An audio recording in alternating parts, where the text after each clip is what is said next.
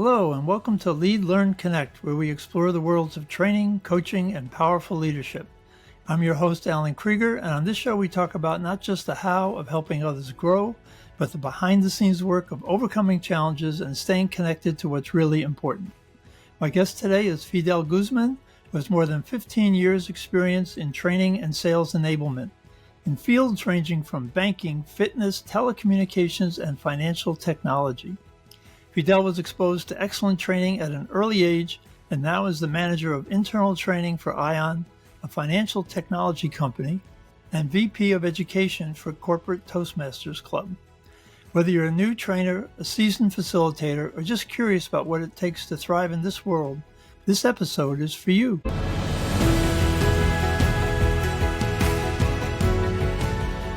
Welcome, Fidel. Hey, Alan, thank you very much for having me. I am very grateful for the opportunity to share my experience and my expertise. Well, likewise, it's great to have you on. And as I said in the intro, you were exposed to training at an early age, and that's kind of somewhat inspired you to follow this path. So could you tell us a little bit about that story? Definitely. So when I was 16 years old, I had to roll up my sleeves, help my parents with the bills, help with food on the table. The first job that came my way was a door-to-door newspaper sales job for the Chicago Tribune. And as a 16-year-old, that job itself was difficult, but having a stuttering problem on top of that made it like a mountain to climb. There was one trainer, the first trainer I had, his name was Corey, and I owe so much to this gentleman. I think we were talking a little bit earlier. I need to find Corey. I need to get him around the beers because he really instilled a lot of great things in me. But as I started this job, he was the person that I was uh, trained under. Interestingly enough, Corey also had a stuttering problem. So I think the manager at that time was like, "You two guys figure it out." But Corey was already a veteran. He already had a year under his belt. He already had his pitch down. He already knew the level of engagement that he needed to have with people, the sincerity, the authenticity in his pitch, how to wrap up the deal, how to set the right expectations on them. And the more that I picked up what Corey was putting down, the more that those no's turned into yeses.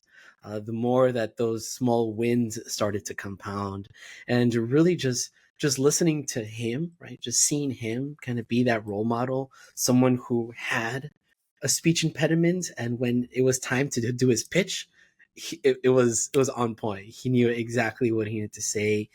His vocal variety, his gestures, the eye contact. And I really took everything that he did and everything that he said to heart. Like, hey, Fidel, next time, give him a firmer handshake. Next time, be more detail oriented. If it's someone a little older, right? They want all the details first in order for you to wrap up the deal. So I really owe a lot to this gentleman. He was really one of the first ones that instilled a little bit of the value of training and the value that a trainer can have on someone's career. Well, it's a great story. And so when you went on to college, was training your career choice right from then, or was that something that It's evolved? interestingly enough, I went to college first to be a kindergarten teacher. I wanted to be cool, Mr. Guzman. So there was that element of teaching and training in my college days. Now, I ended up switching my major to business management and marketing. I definitely felt that there was more opportunity for me within this realm, but that training and development, that teaching aspect followed me. The universe put it back, put it back in my arsenal of skills. And when I had my job at Chase as a personal banker, the way that I engaged with the rest of my colleagues was like, hey man, I was, if you don't mind, I was overhearing that conversation. I think this would have worked well. I think that would have worked well. And the manager kind of also saw that. And so they invited me to be like, leads, help them run, sales enablement programs for Chase. And a lot of the things that I learned from my college days, from teaching methodologies, whether someone is an experiential learner, whether someone just needs to do it by repetition, whether someone just needs to write it down, a lot of that has carried forward to my corporate roles and really understanding the people that I'm training, whether it's in sales, whether it's product training, whether it's industry training. So it's always been on the back burner. Yeah. All right. Yeah, and you mentioned that understanding the learner's style. We were talking a little bit earlier about the team communication styles, and you scored high in E and A, engage and analyze. Engage is a creative, let's talk to people, persuasive speaker. Analyze is the more introverted, quiet, let's think things through, get all the details right. So Corey was telling you some people need details, Yes, but yeah. some people don't. How does the EA show up in your work world? Because one thing about E and A is they're opposites, so that people aren't a blend. We find people are either E or A, and they Mhm. kind of use each one as it works for you in your environment. Yeah, absolutely. I think so. First of all, thank you for sending along that assessment. I think it's a great tool for self reflection, for you to really understand what your communication style is. And also, if you have people on your team who take this, then you start to understand each of your communication styles.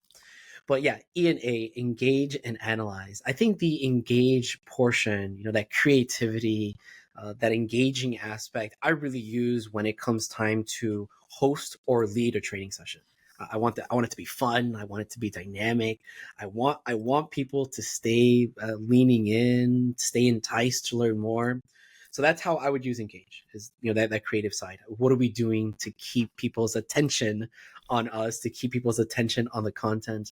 And I think the analyze portion, it really comes preliminary to structuring out this course. What are the best methods that we can instill based upon our audience, taking that into consideration, what the course outline is going to look like, what the delivery is going to be, but also post training.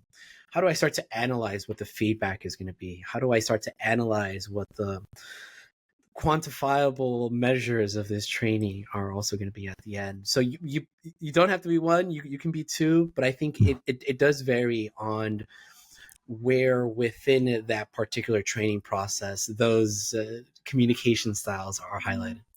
Yep. Yeah. So they're great. Those are two great strengths to pull as you need them, and to go back and forth.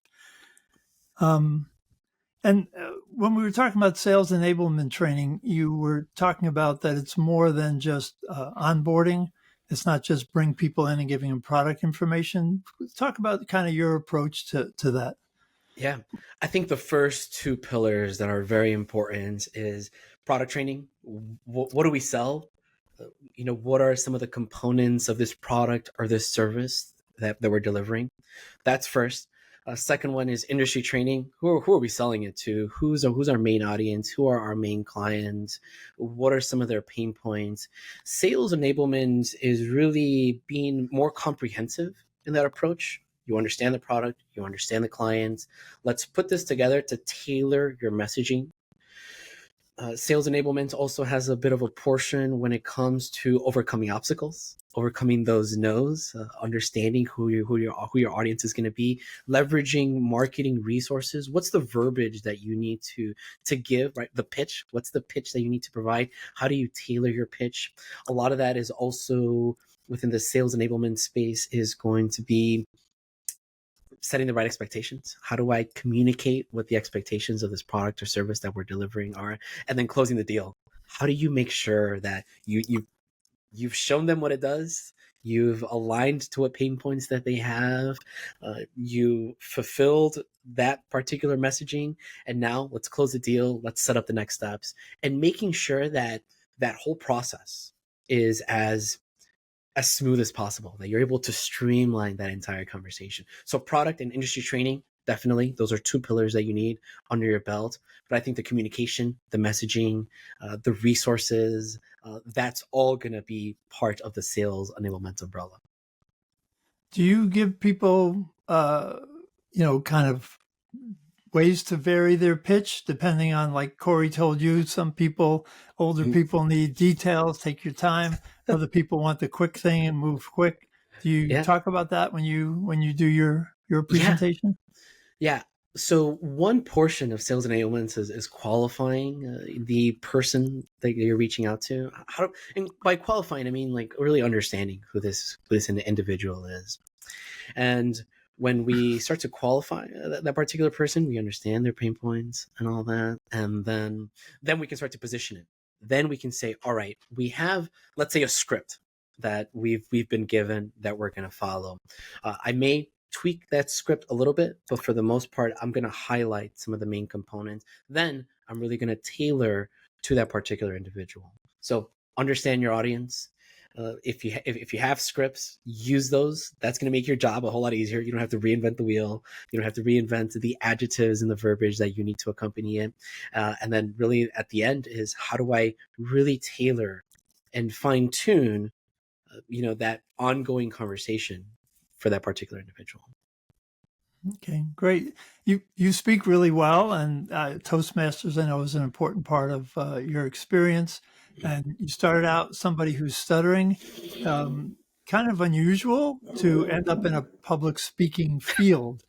So how did that come about, and how did you work through your stuttering?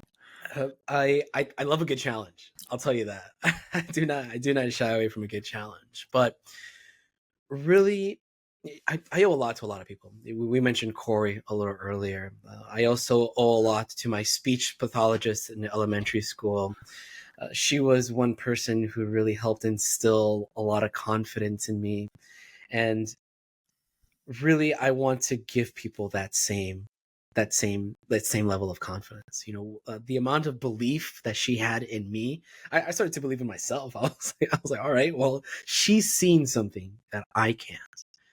And for me to have been able to, I don't want to say overcome, because even now talking to you, I have to be very conscious in what I have to say.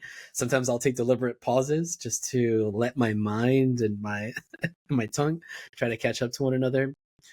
But a lot of it is really being able to give back to my community and leading by example. Yeah. So giving back, leading by example, giving people the option and the opportunity to find their own voice. When I was a little kid in some of these classes and my stuttering was really bad, like trying to answer a question was very difficult. Some teachers it wasn't their fault, but they would skip me because it would take me 30 seconds to try to answer a simple response. But it was difficult for me because I didn't have a voice. So for me to help others find their voice and to be confident in their own skin. So, and that's a great kind of description of Toastmasters. Is it's a way to find your voice, be comfortable speaking. I'm not familiar with corporate Toastmasters, so it's within your own company. Yeah. Yeah. And part of the Toastmasters is that you can say anything you want. It's a very supportive group. But now I'm in with the people I work with. Does that change the dynamic of that? How does that work? For sure, definitely. You got to keep it more professional. The speeches that you provide, the responses that you give for like table topics and things like that. Just it's a professional environment. And honestly, I've gone to other Toastmasters clubs within my area, and you'll find that it's a professional and supportive community of people who are looking to ramp up their public speaking. So if for the listeners that you have on here today, if you are interested in developing your public speaking and you want to be with like-minded individuals, Toastmasters is definitely it's a volunteer organization that's also international. So you can find local clubs near you, and you can also start to connect with other Toastmasters clubs around the world. Yeah, I've had other guests have talked about Toastmasters as a really important part of their career, their development. I think to just highlight Toastmasters one more, right? I want to sell it because there's so much value in what this club brings to people, is not only just being able to be part of a supportive community, but the ability to network, build your network of other public speaking professionals, and also the leadership opportunities. I can attest as the VP of Education that there are opportunities for you to, how do I say this, rise through the ranks. There are like district manager positions, area manager positions. So if this is something that you're very passionate about and you see the value that it brings to your career growth and your community and the people around you, go to the Toastmasters website. You won't go wrong there. So that's fine if you're a pretty good speaker and you want to fine tune, but how about somebody who's like really afraid of public speaking? They just get up there and they just can't get the words out. I think Toastmasters, there's still an avenue for Toastmasters on that end. We are very thoughtful and conscious of new joiners. Like, hey, if you're a new joiner and if it's your first session, you can be a fly on the wall. No problem there. You can come to a few sessions, get comfortable. And when you're ready at your own time, speak to one of the table topic questions, come prepared for a speech. But a portion of that is also practice. A lot of what I started to develop myself through public speaking and being able to speak with you today is really just practicing speeches with my wife, my teenage daughter, my cat. That's a good audience. Yeah, yeah, that's a good audience. I would, get a couple pieces of feedback, but being comfortable with your message and also finding a bit of your own personality and your own style. I think people start to gain more confidence when they start to understand, like, hey, this is my style. Like, I like to sprinkle a little bit of humor. I like to, continue a positive mindset. That's my style, right? Positivity, energetic, and a bit of humor. And when I started to really understand that, I started to become more confident. Like, yeah, this is my style. This is what you'll get when you invite Fidel on your podcast. Okay, that's good style. I'm enjoying it. Thank you. How about for people who are teaching public speaking in a corporate setting, teaching people how to be more effective as speakers? What are some of the things that you think people miss or have gotten wrong or leave out when they're doing this? I think there are a lot of great practices, vocal variety, gestures, movement, eye contact. But to circle back to what I mentioned, I think what sometimes is missed is that authenticity, that being genuine with yourself. And when you have that, your level of confidence starts to skyrocket. So I think all of those practices are great, but to also reinforce and reiterate the fact that at the end of the day, you just want to be your genuine self. Okay, what if my genuine self is a extreme introvert? And I'm more comfortable just being by myself and not, maybe texting people, but not engaging. Yeah. And now my job requires me to be out doing presentations. So I come to your class and my genuine self is not the person that we need to have up on the stage. Yeah.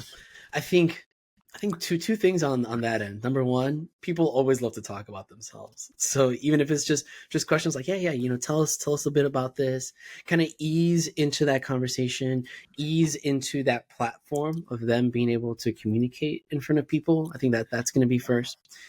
And the second one is, what are you passionate about?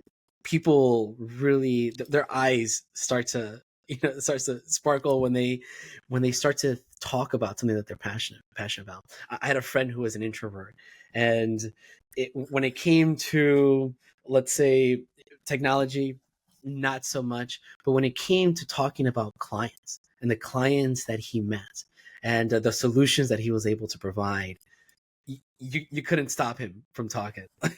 So I think number one, make sure to provide a safe space for people to ease into these more public speaking conversations. And number two, try to highlight what they're passionate about and make that be the highlight of their talking points.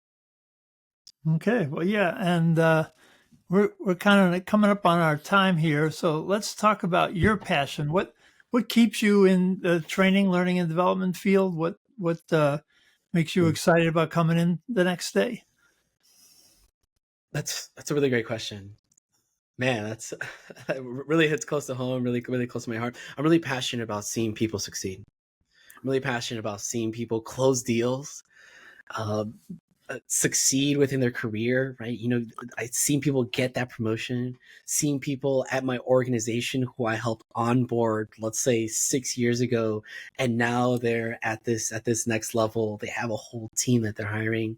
So I think the one thing that keeps me coming back is seeing the level of success of the people that either I've helped onboard or I've helped train across different avenues, whether it's product industry, public speaking, or anything along those lines. But yeah, it's really seeing those people succeed in their career and in their level of confidence too. Okay, yeah, that's a great answer, and it's one of the advantages of being an internal trainer over a period of time is to really see that growth. Yeah. I've been mostly on the outside working with companies, and you just don't get that long term feedback and Mm-hmm. experience. Yeah. Well, thanks, Yeah. Fidel. We're Yeah, just absolutely. about out of time. Mm-hmm. And that's it for this episode of Lead, Learn, and Connect. So a huge thank you to Fidel Guzman for sharing his expertise and knowledge. If you found this helpful, be sure to subscribe, share it with a colleague, and leave a review. You can find out more about Fidel and how to get in touch in the show notes. And if you're ready to strengthen how you teach or coach communication, click the link to our website to learn more about the team model of communication and follow us on LinkedIn. Until next time, keep leading with intention, keep learning, and keep connecting. Thanks for listening.